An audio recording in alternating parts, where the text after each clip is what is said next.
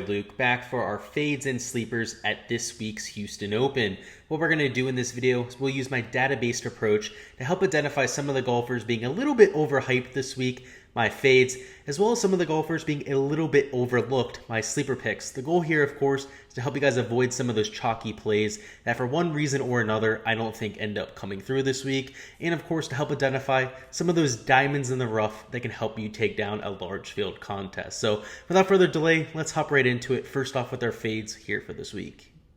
So first off, we have Aaron Wise at $9,200, somebody who's been on a tear of late. That's why you see the public at 22.54% ownership on Wise, which is getting to ridiculous levels at this point. Somebody who, if we take a historical look, might not be the best course fit for this week. He's somebody who gets it done a little bit more with his ball striking. He's a high birdie or better percentage player that goes out and can take it real low. Unfortunately, here at the Houston Open and Memorial Park Golf Course, that is not going to be the case. This is an extremely tough track. Some are comparing it to Augusta National, some comparing it to Kiawah Island in terms of the complexity of these greens.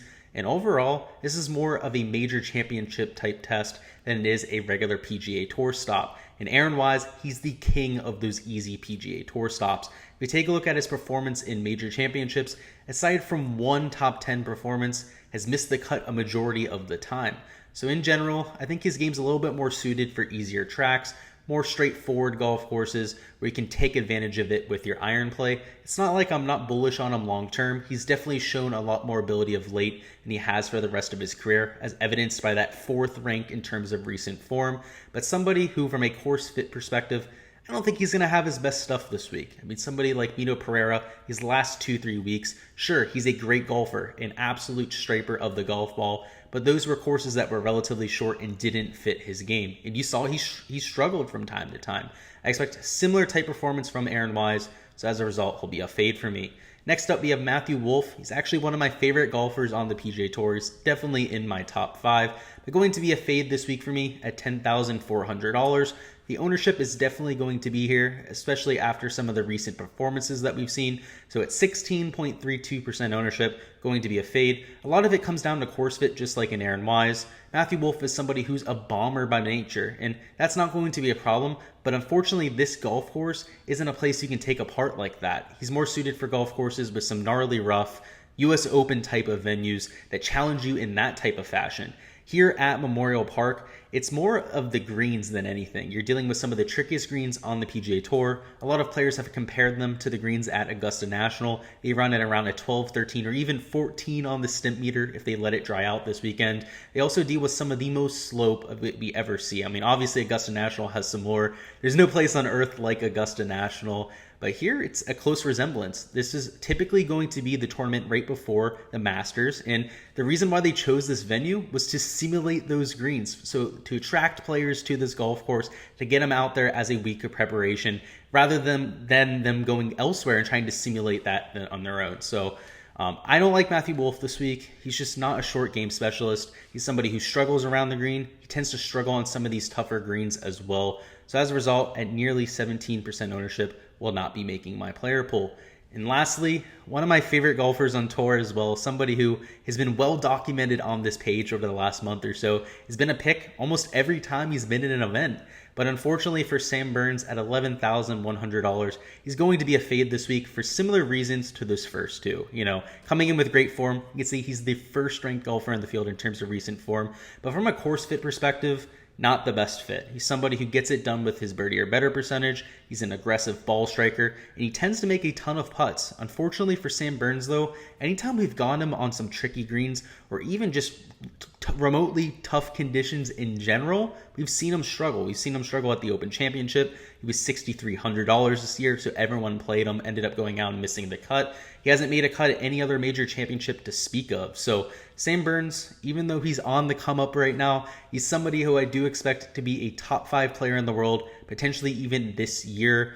This isn't the track where he's going to dominate. You want to get him at a course where it's super long. You're looking at being extremely aggressive into par 5s. You're also looking for a golf course where it's relatively easy to putt.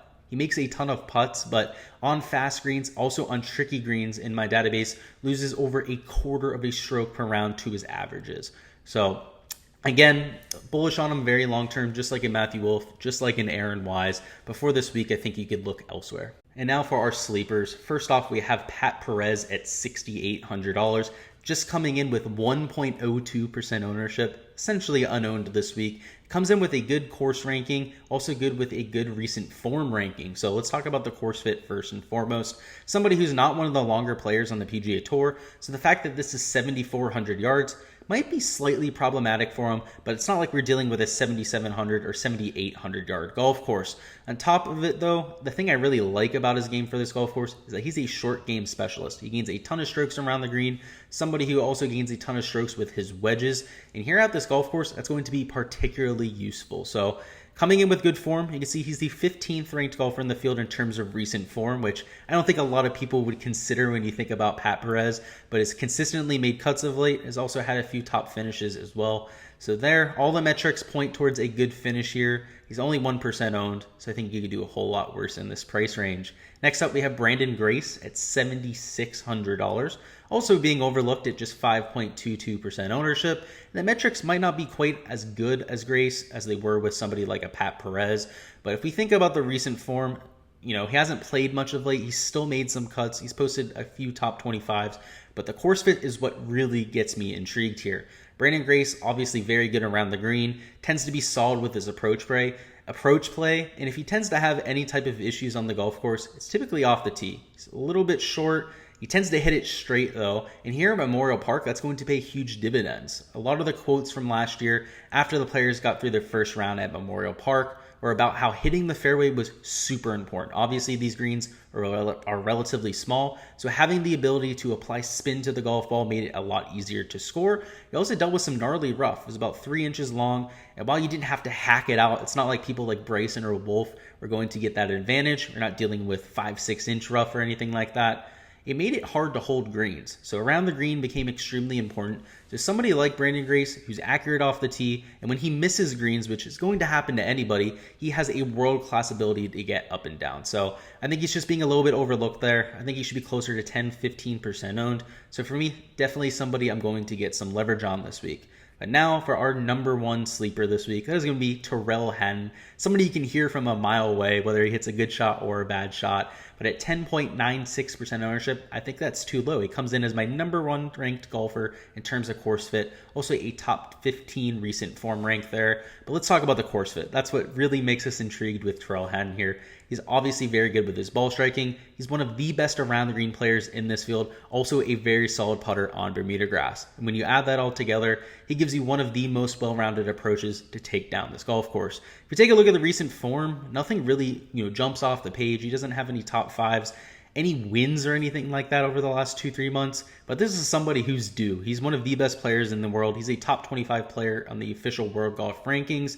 And he hasn't had that finish, yet he's still striping the golf ball. He's gaining across all 4 major statistical categories. So all it's really going to take for Hatton is for him to piece that all together at the same time.